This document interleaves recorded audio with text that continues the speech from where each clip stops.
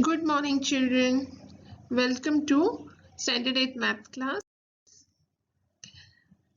Let us solve some problems today on all the results that we have studied in our chapter Understanding Shapes.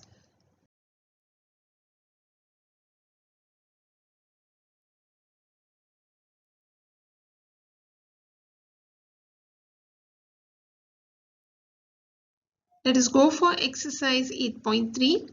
Two adjacent angles of a parallelogram are in ratio 1:1. Find the measure of all the angles. So here we are having one parallelogram. Okay, and the ratio of this parallelogram, the adjacent angles would be the angles which are side by side. The ratio of this adjacent angle is 1:1. Okay, now we know that the sum of the adjacent angles of parallelogram are supplementary. That is, angle A plus angle B is equal to 180 degree. Correct? So let the measure of adjacent angle be x over here. So what will we get? X plus x is equal to 180 degree. Correct, since the adjacent angles of parallelogram are supplementary. So 2x is equal to 180 degree, and hence x is equal to 180 upon 2 by transposition or dividing by 2 both the sides, and hence we get x is equal to 90 degree. So very simple, we have used the result over here that adjacent angles of a parallelogram are supplementary.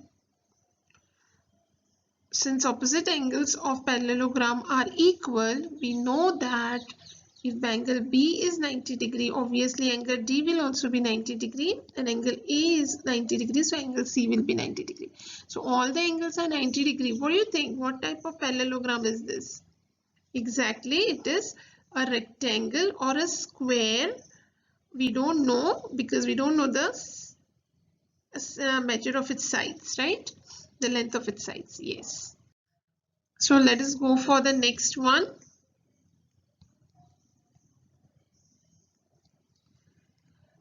Angle of a parallelogram is 100 degree. Find the measure of the remaining three angles.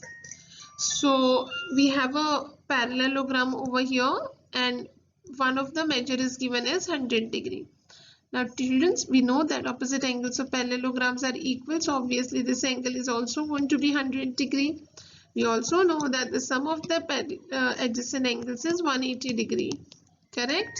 So 100 minus 180, we will get this as 80 degree, and since opposite sides angles are equal, again we will get this as 80 degree. So let us proceed with our problem. One angle of parallelogram is 100. We know that adjacent angles of parallelogram are supplementary. That's what, like if this is 100, then we know that this plus this angle is 100 plus x is 180 degree. So 100 plus adjacent angle is equal to 180 degree. Hence adjacent angle will be 180 minus 100, which is 80 degree. Now we know that opposite angles of parallelogram are equal. So if this is 80, the other one is also 80, and if this is 100, then the other one is also 100. So we have rest of the two angles also, 80 and 100. So we know that the four angles are 100 degree, 100 degree, 80 degree, 80 degree. Now, if you see the first problem of question number 6 in exercise 8.3, the value of x and y has to be found out. Now, if you see over here, angle A and angle C are opposite angles of a parallelogram, and we know that opposite angles of parallelogram are equal. So we will use that result. Opposite angles of parallelogram are equal, therefore angle A is equal to angle C. Substitute the values that they have given. 120 minus x is equal to x plus 80. Use transposition. You can take x this side, 80 this side. So 120 minus 80 will be equal to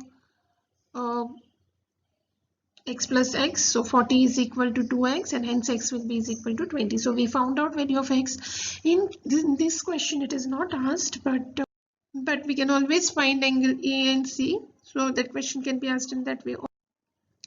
So angle C will be is equal to x plus 80, which is 20 plus 80, and hence 100. And angle A, of course, it's opposite angle, so obviously it will be 100 degrees only. So now we know that sum of the adjacent angles is 180 degree. Sum of the adjacent angles is 180 degrees. So angle C plus angle D will be is equal to 180 degree. So hence y plus x plus 80 is equal to 180 degree. Now we already know angle C it's 100 plus y is equal to 180 degree. By transposition, 180 minus 100 will be is equal to 80. So in this way we can get both x and y. So we use two results over here. One is at opposite angles of parallelogram are equal, and the other one is adjacent angles of a parallelogram are supplementary. Now let us go for problem number C. Here we know that opposite sides of a parallelogram are equal, but then we will have two variables y and x. So it's going to be difficult to solve that, right? So what we can do is you can use that result and find the value of one variable, substitute it in the other. So let us see how it is to be done. The opposite sides of parallelogram are equal. Therefore, Mn will be equal to OP. Substitute the values. Y will be equal to 2x minus 3. And y will be equal to x plus 1. Okay, so we have that y is equal to x plus 1 in equation 2. So let us substitute equation 2 in equation 1. So from 1 and 2 we get that. So what we will do is in place of y in equation 1 we will put x plus 1 because y is x plus 1. So x plus 1 equal to 2x minus 3. Do transposition, bring x this side, 3 this side. All the numbers on one side, variable on the other side. So 2x minus x is equal to 3 plus 1. So x is equal to 4. So using this value we can find the length of sides of all the sides. Of course, if it is asked, because here only x and y is asked. So now substitute x equal to 4 in any one of the equations and find the value of y. So let us do it in 1. Let us substitute it in 1. So y is equal to, in place of x we have put 4. So 4 2s are 8 minus 3, answer is 5. So hence we got x and y values. Let us go for question number D.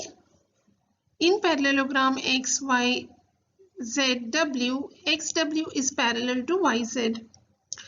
Okay, now what we need to find is x and y in this, correct? Now we know that in this parallelogram xy is parallel to zy. So we will go as per our proof.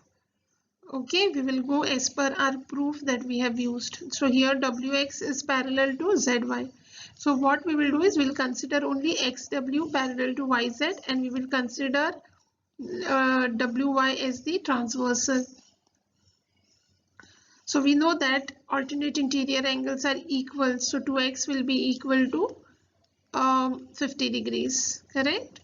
So we have angle xwy, that is this angle, is equal to zy w, that is alternate interior angles. So 2x is equal to 50 and hence x is equal to 25. So we found out x. Similarly, we will go for the other pair of parallel lines, that is zw is parallel to xy and wy is the transversal now. So we know that angle 60 is equivalent to 3y. So zwy is equal to wyx and alternate interior angles. Substitute the values. 3y is equal to 60 and hence y is equal to 20. So using parallel lines and transversal we could easily find out these values. The length of the diagonals of rhombus are given. Find the sides of the rhombus. So here we have one rhombus and its diagonals. We know that the diagonals, one diagonal is 16 centimeter and the other one is 12 centimeter. Now we know that diagonals bisect each other of a parallelogram. Diagonals of a parallelogram bisect each other. So if it is A, B, C, D and O is the point where diagonals bisect each other, that is AC and BD bisect at O, then we know that AO will be is equal to OC, and since it is bisecting, each of this AO will be equal to OC, and OB will be is equal to OD is equal to 6 centimeters. So also we know that they are perpendicular bisector of each other, that is that the angle between AO and OB here is 90 degree. They are perpendicular bisectors of each other. We can use Pythagoras theorem here. AB square will be is equal to AO square plus OB square. We know 8 square plus 6 square will be is equal to 64 plus 36, 100, and AB will be square root of 100, which is 10 centimeter. So here we are, we got all the sides of rhombus are equal, therefore each side is 10 centimeters.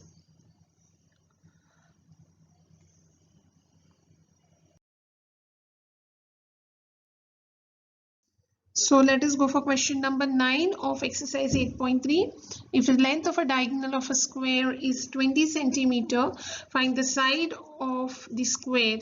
Now we know that the diagonal over here is 20 centimeter.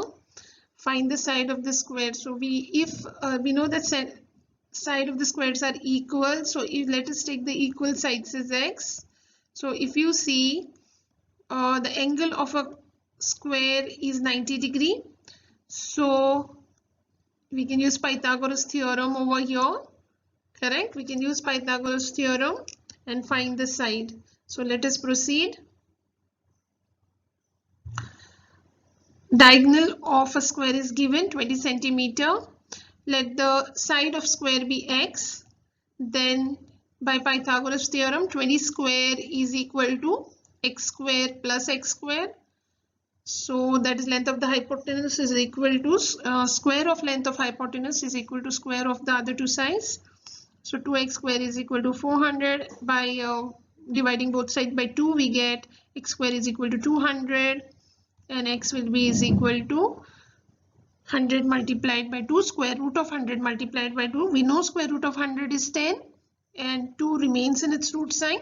So 10 root 2 centimeters.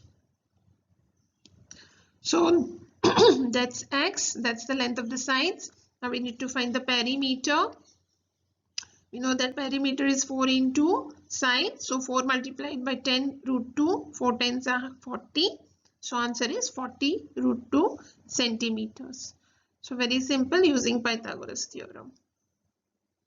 So that is all for today, dear children. You can go through the important points which are here, and please revise all the properties of parallelogram. Enjoy studying. Have a nice day.